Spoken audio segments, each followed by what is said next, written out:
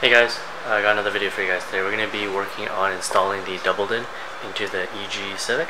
So I showed you guys last time swapping the audio console, but I'm actually going to go ahead and show you how we're going to mount a double DIN. It does take a bit of customizing, but it's not too hard and it should be pretty straightforward.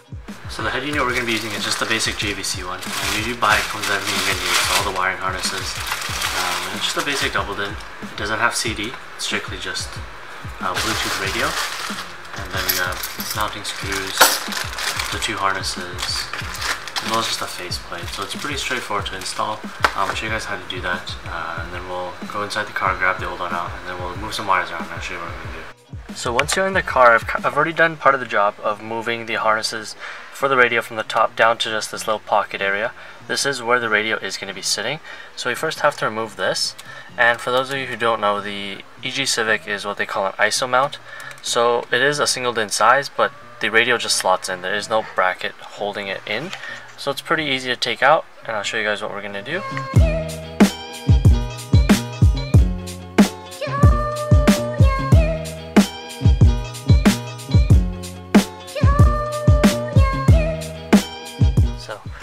If your car has had an aftermarket radio installed, you most likely do have an adapter harness, and all you have to do is reconnect the harnesses for the actual head unit to this, and it'll be a plug and play. But for those who don't, one of these adapter harnesses can be picked up at your local auto parts store. It's probably a couple dollars, maybe 20 bucks, and they are categorized by year and make and model, so just make sure you do pick up the one for your specific car. After you do that, it is just a matter of matching colors. So I'll give you guys a quick rundown of what the speaker wire colors look like and what they do. So a lot of harnesses, they will label the wires for things like accessory power, battery, and antenna, as well as the ground.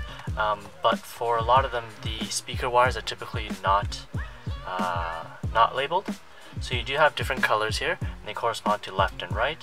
And then if you look closely, some of them will also have a black line. That's to tell you that is the ground wire for that specific speaker. So for this Civic, we only have front speakers, so we can just leave the rear speaker wires unconnected. But I do plan to eventually add rear speakers, since this car does have the factory wiring for that. So I'm going to be connecting everything today, but just keep in mind that for my particular car, for this point, we'll only have front speakers.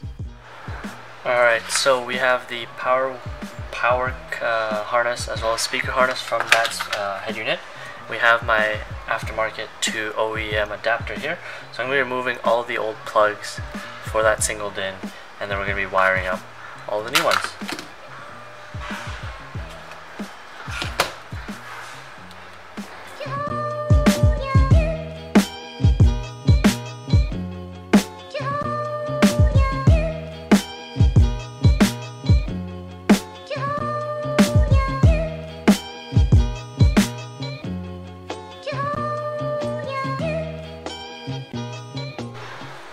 So guys, this is the harness. We have everything all connected up. So we have the Honda adapter plug, and then we have the two harnesses for the head unit. So it's pretty simple. I just crimped it. Soldering is probably better, but this was just a lot quicker. The soldering iron I have is not great, but if you can solder it, you probably should. Crimping was just available and it was easy to do.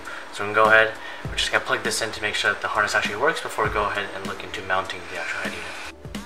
So whenever you're working with any kind of electronics, it is always good to test that it works before you bolt everything back together and finish up your install.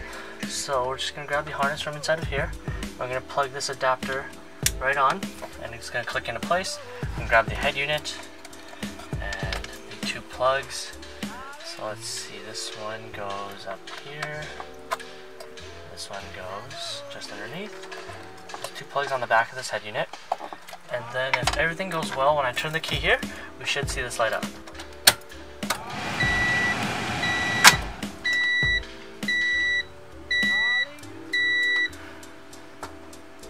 I don't have a radio, so that's not going to work for the time being, but we have sound. If we go to Bluetooth audio,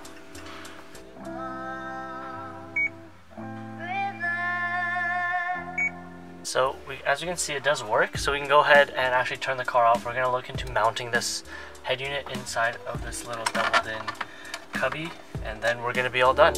Darling, you send me, I know you send me honest.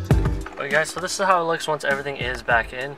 So I did make sure one more time that it did work with the whole system on, but I think it does look pretty good. And again, this pocket will be filled up with a actual little cubby, a single din cubby.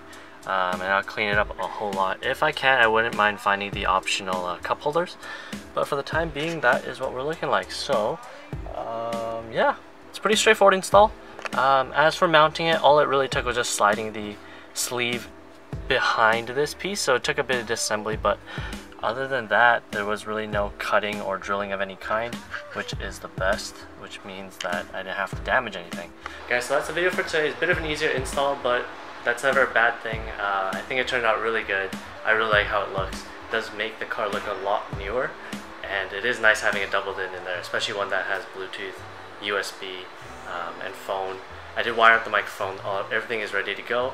So I will catch you guys on the next video.